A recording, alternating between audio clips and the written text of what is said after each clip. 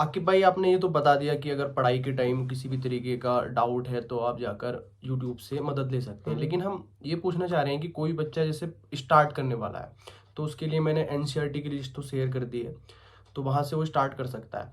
लेकिन उसके बाद कौन सी स्टैंडर्ड बुक्स हैं जिनका वो सहारा ले सकता है? तो आप प्री और मेंस दोनों के लिए अलग अलग बताइएगा, क्योंकि प्री के जो सब्जेक्ट हैं वो अलग हैं, मेंस के जो सब्जेक्ट हैं वो अलग हैं। तो आप मेंस में पेपर वाइज बुक्स के नाम क्या क्या हैं और किस तरीके से पढ़ना है तो ये बताइएगा। देखिए, मेंस में अपन ऐसे से शुरू करते हैं। ठीक है। तो कई बच्चों को शुरुआत में जब तैयारी शुरू करते हैं तो उनको डाउट होता है कि यार इतना बड़ा ऐसे 1200 वर्ड्स में लिखना है, 2400 वर्ड्स में लिखना है, कैसे लिखेंगे।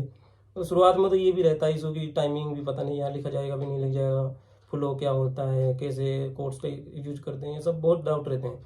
तो उसके लिए मैं सिंपल बताऊंगा कि पीयूष कुमार नाम का एक टीचर है, जिससे मैंने लास्ट ईयर कुछ क्लासेस ली थी। काफ़ी अच्छा टीचर है, और उसने यूट्यूब पर एक वीडियो डाली है, 2-2.5 घंटे की करीब वीडियो है, जिसमें उसने पूरा अच्छे से डिस्क्राइब किया है कि पूरे ऐसे में कौन कौन से कंपोनेंट होते हैं, कैसे कैसे लिखना होता है ऐसे को, शुरू से एंड तक। बहुत अच्छा वीडियो है, मतलब कोई भी बंदा जाके वहाँ उस यूट्यूब की वीडियो को देख सकता है, तो कहीं ना कहीं एक ओवरव्यू ले सकता है कि पूरा ऐसे लिखा कैसे जा सकता है। उसके बाद ऐसे की सारी कहानी इस पे टिकी है कि आपने जीएस पूरा कर लिया है, आपने कोर्स कुछ कविताएं वगैरह आपके पास है या नहीं, और सबसे इम्पोर्टेंट चीज, आपके पास ऐसे में फ्लो बनाना आता है या नहीं, और जो कि सारा के सारा प्रैक्टिस से आता है।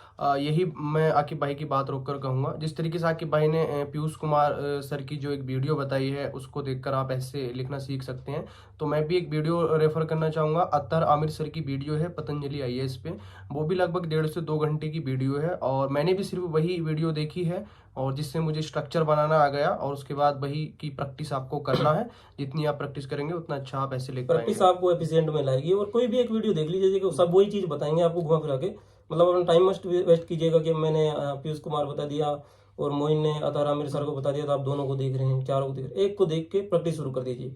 अब जब तक आपका जीएस कंप्लीट नहीं होगा, आपके पास कहीं ना कहीं कंटेंट की भी दिक्कत आएगी।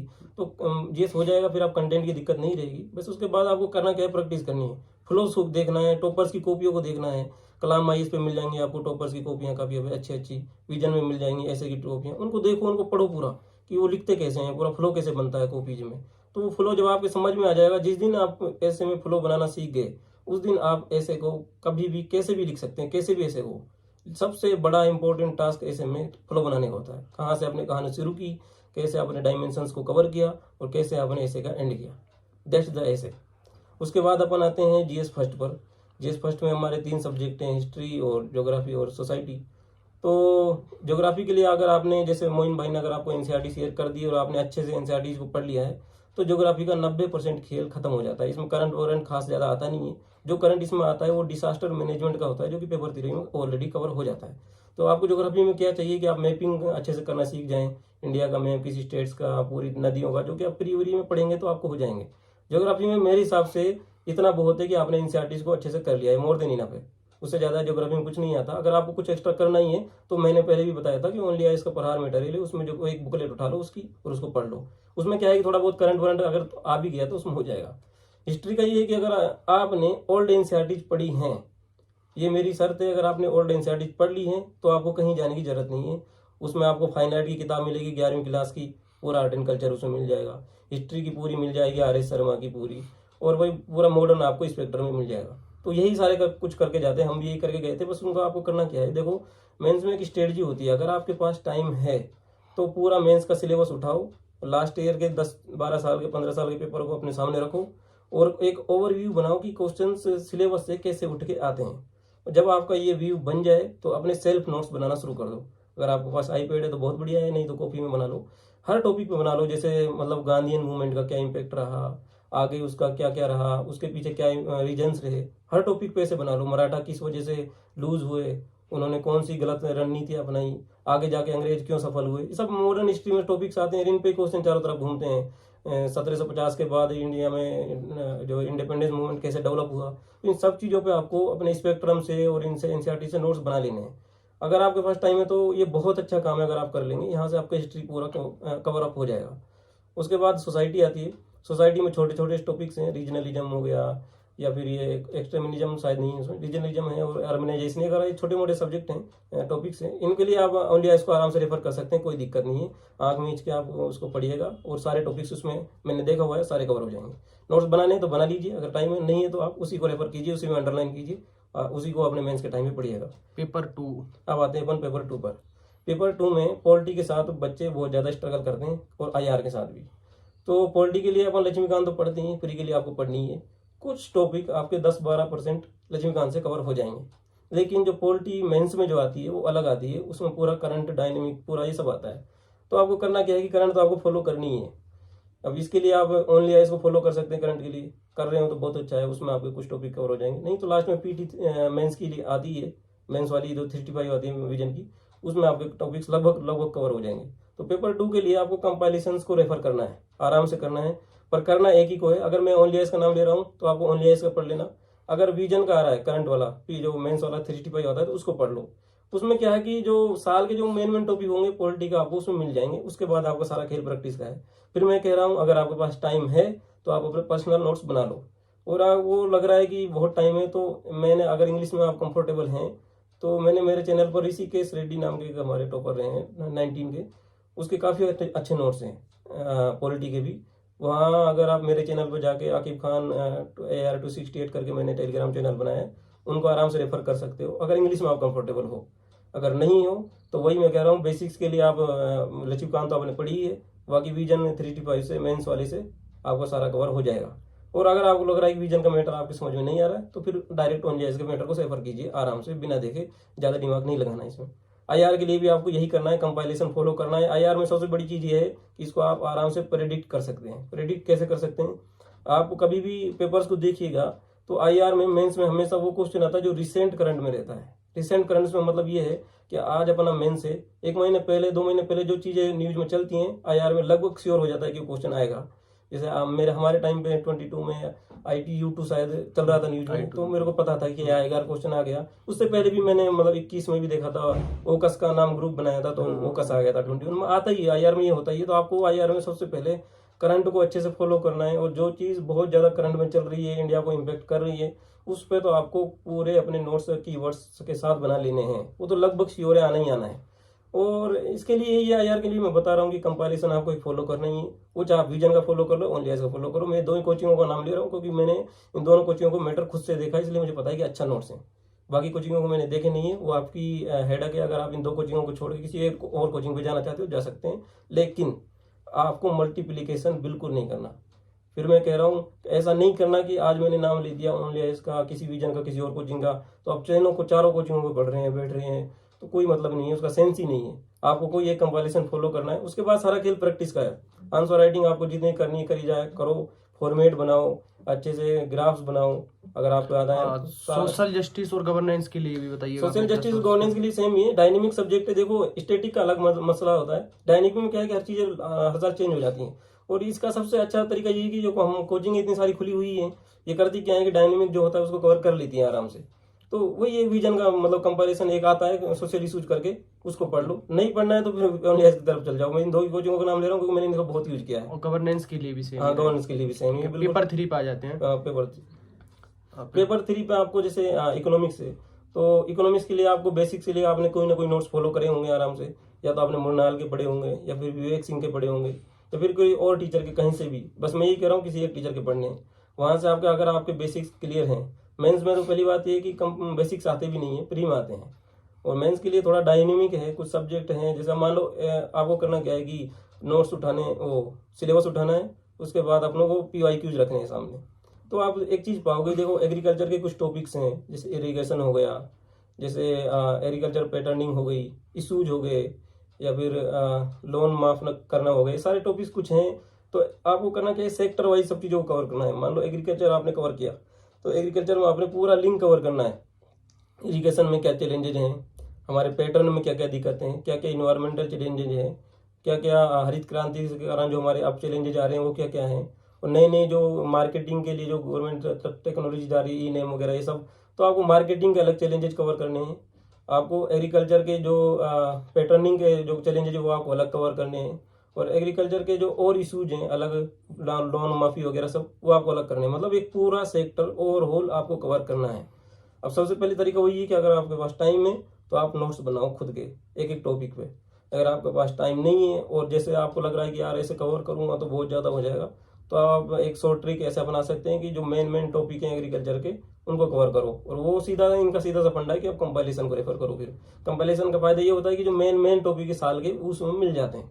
अगर आपको ओवरऑल टॉपिक कवर करना है तो आप सिलेबस को सामने रखो, पूरा सेक्टर कवर करो एग्रीकल्चर, फिर पूरा बैंकिंग सेक्टर पूरा कवर करो, फिर ऐसे ही पूरा फाइनेंस सेक्टर जो बैंकिंग के अलावा आ जाता है, जैसे आजकल फिनटेक वगैरह चल रहा है, वो उसको कवर करो।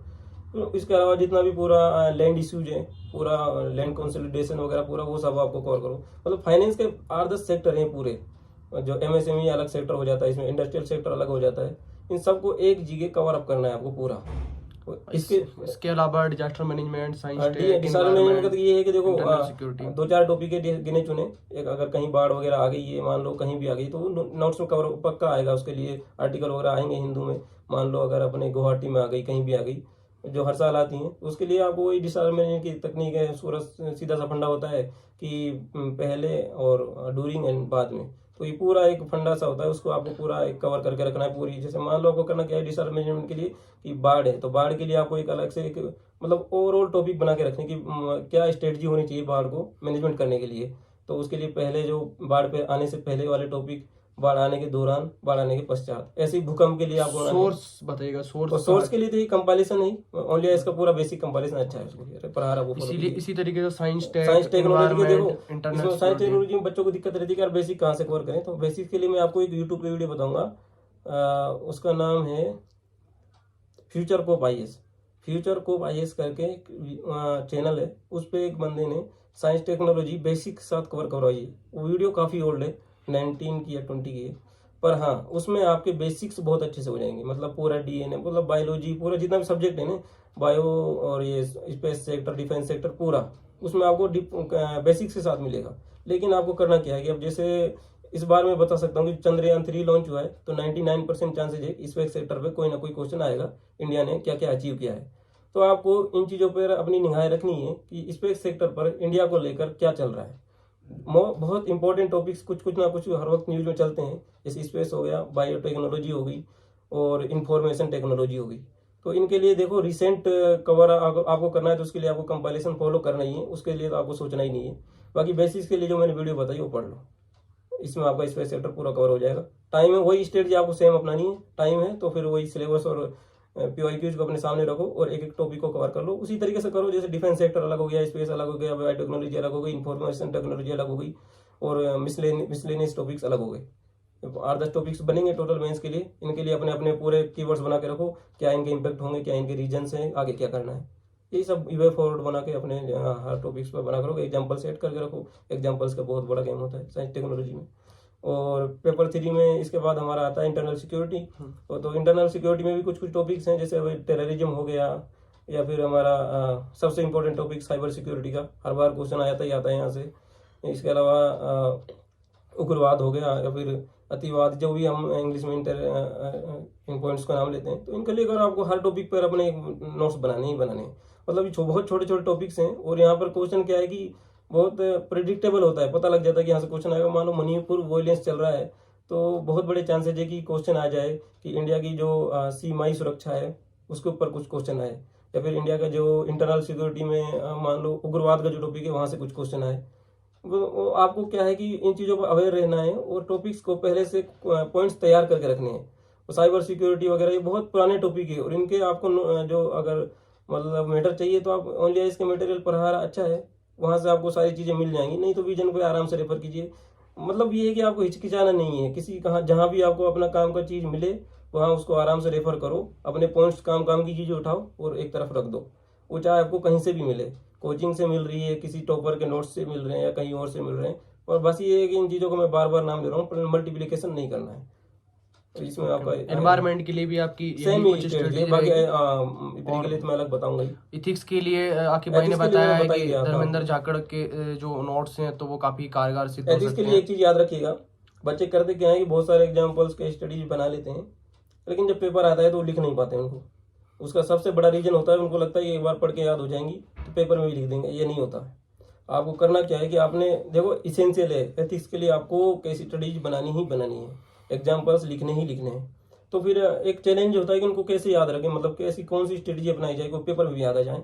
और उसके लिए आपको सिंपल सा फंडा है, जितने भी 25 30 50 एग्जाम्पल्स आपने बनाए हैं, रोज सुबह 10 मिनट उठ के उनको देखा करो, या फिर शाम को जब भी आपको चाय पे वगैरह टाइम मिले, रोजाना टाइम अगर आपकी आंखें उससे घूम गई तो मैं गारंटी लेता हूँ कि 30 दिन के बाद वो चीजें अपने आप आपके माइंड में इस तरह से सेट हो जाएंगी कि वो पेपर में भी आपको याद आएंगी।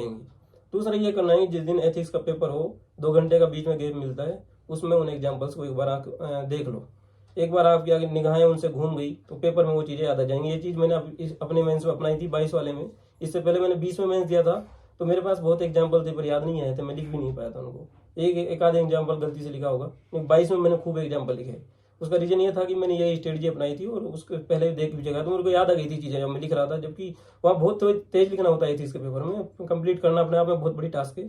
तो पहली टास्क तो आपकी यही है कि आपको पेपर कंप्लीट करके आना है, सबसे पहली टास्क है। दूसरा ये है कि जो एग्जाम्पल है उनको जो मैं बता रहा हूँ उस तरीके से करके जाना है तो वो याद आ जाएंगे आपको। बाकी धर्मेंद्र जाकर के नोट्स काफ़ी अच्छे हैं, उनमें आपको बस ये है कि रिसेंट के एग्जाम्पल्स कुछ ऐड कर लेने, एक दो टॉपिक वहाँ से कुछ गायब हो जाएंगे, गायब मिलेंगे आपको इस थ्योरीज के, जैसे कांट की थ्योरी हो गई, सोक्रेटिस की थ्योरी होगी, तो उनके लिए मैं अपने नोट्स कभी टाइम मिलेगा तो डाल दूंगा 2-4 थ्योरीज के। बाकी 2 सारे अच्छे हैं नोट्स।